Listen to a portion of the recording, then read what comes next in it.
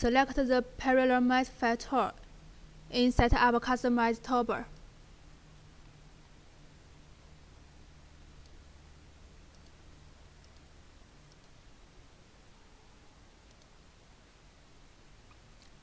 Click on a point on the pattern to move to another point.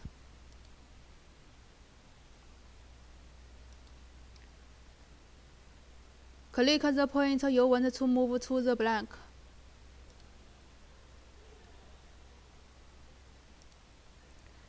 Enter the value you want to move in the pop-up dialog box.